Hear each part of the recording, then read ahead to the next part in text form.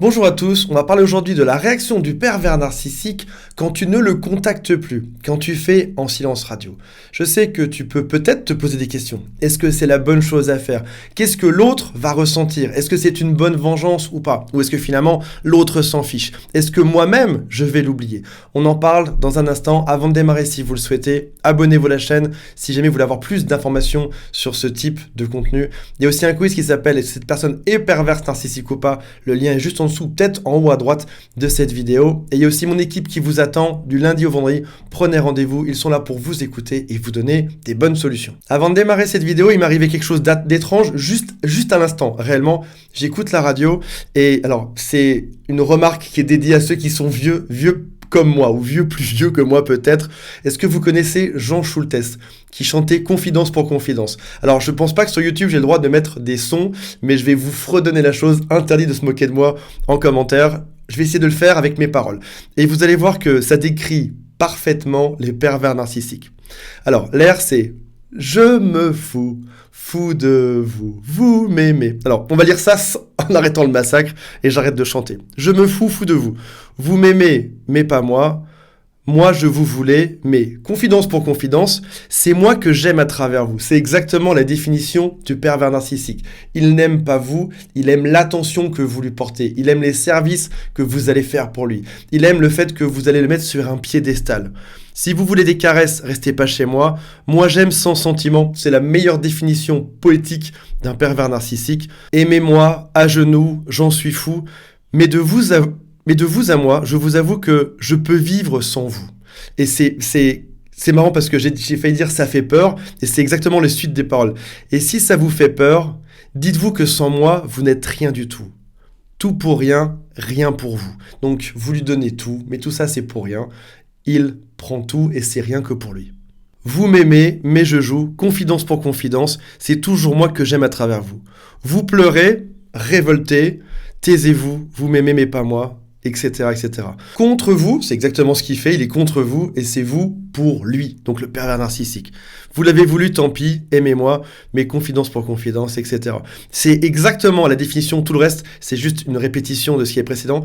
C'est une musique des années 80, je pense que vous l'écouterez plus jamais, peut-être comme moi, de la même manière. C'est juste la parfaite définition d'un pervers narcissique. Alors, parlons du silence radio. Une relation narcissique, comme on l'a vu dans cette musique, c'est avant tout le bonheur égoïste de votre pervers narcissique. C'est lui avant tout, exactement comme dans le texte, ce sont ses envies, c'est son besoin d'être aimé, que ce soit un homme ou une femme, son besoin d'être admiré, tous les cadeaux qu'il exige de vous, son quotidien où on ne pense qu'à lui, vos envies n'ont absolument rien à faire, et c'est ce qu'on pourrait appeler sa supériorité illégitime. Il se sent supérieur, mais ce n'est pas quelque chose de légitime.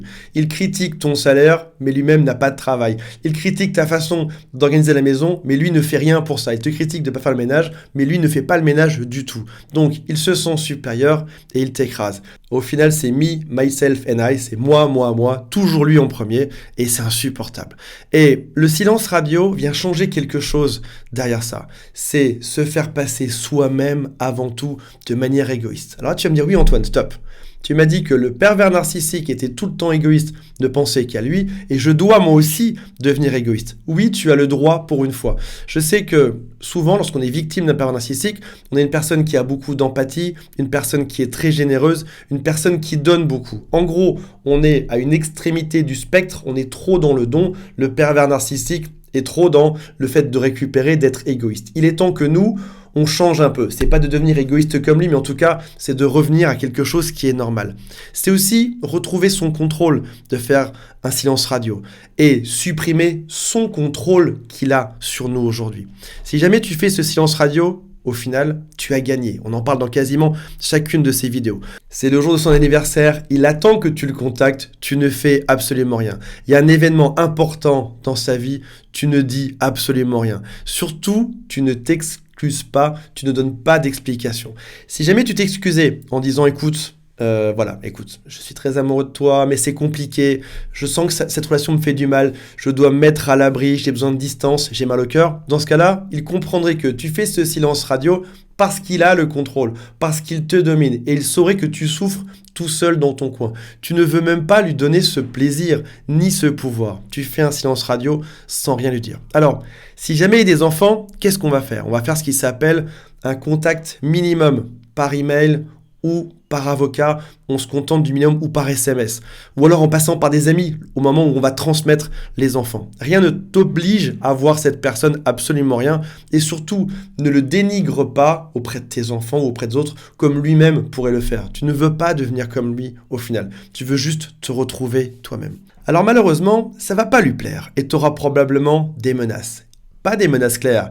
Il va te dire, ça va être terrible dans ta vie. Tu n'imagines pas ce qui va se passer. Tu vas payer pour toutes les conséquences de tes actes, etc. Tu auras du chantage. Tu auras peut-être aussi ce qui est très commun dans les gens que je coach et que j'accompagne. Ce sont des convocations à la police, des convocations au commissariat. Et au bout d'un moment, vous allez être heureux de prouver, même si ça vous arrive, vous serez heureux de dire au policier, écoutez, cette personne, j'ai pas de nouvelles d'elle, je n'ai pas de contact depuis des semaines, depuis des mois. On m'accuse de quelque chose, je ne sais plus qu'est-ce qui est devenu cette personne aujourd'hui. Je n'ai aucun contact avec elle. Ce sera toujours plus simple à prouver si vous n'avez aucun contact que si tous les jours ou toutes les semaines, vous envoyez des SMS. Alors parfois, ce harcèlement peut durer longtemps, mais soyez juste passif et surtout invisible, transparent à ses yeux. Si vous êtes convoqué au commissariat, n'expliquez pas votre bilan du pervers narcissique. Ne dites pas « je suis allé sur internet, j'ai fait un quiz en 25 questions et c'est un pervers narcissique » parce que c'est une excuse qui est très banale et très classique utilisée auprès de la police. Dites plutôt quelque chose que la police va comprendre, ou peut-être quelque chose qui est plus classique ou qui est plus supporté en ce moment en France. Dites que c'est du harcèlement. Le harcèlement est pris très au sérieux. Alors faire ce silence radio, ça va être quelque chose qui est compliqué. On parle d'un marathon et non pas d'un sprint. Et vous allez être tenté de temps en temps d'aller voir son flux sur les réseaux sociaux ou de poser des questions à vos amis pour savoir ce que l'autre devient. Au fond de vous, ces questions sont: est-ce que cette personne est heureuse aujourd'hui? Est-ce qu'il est ou est-ce qu'elle est avec quelqu'un d'autre? Comment ça se passe? Et si finalement c'était pas un peu moi le problème là-dedans? Chaque jour où vous arrivez à ne pas contacter cette personne, c'est un jour de gagné. C'est un peu plus de distance entre vous deux. Ton narcissique va peut-être, au début en tout cas, tout faire pour revenir. Il va te faire des cadeaux, t'envoyer un bouquet de fleurs, il va te dire qu'il s'excuse pour tout ça, que c'est un malentendu, qu'il a changé. Peut-être même il va faire du cinéma sur les réseaux sociaux, dire « j'ai compris des choses, maintenant j'avance et maintenant je suis différent ». T'imagines pas à quel point c'est classique. Et tout l'entourage dit « ah, peut-être que tu l'as mal jugé, regarde, cette personne semble changer aujourd'hui ». Un pervers narcissique ne change absolument jamais. Voilà mes amis, j'espère que ça va vous motiver à rester en silence radio ou à vous écarter au maximum de cette personne. Je vous rappelle qu'il y a le quiz en dessous qui s'appelle « Est-ce que cette personne est perverse narcissique ou pas ?» et mon équipe qui vous attend. Salut à tous, bye.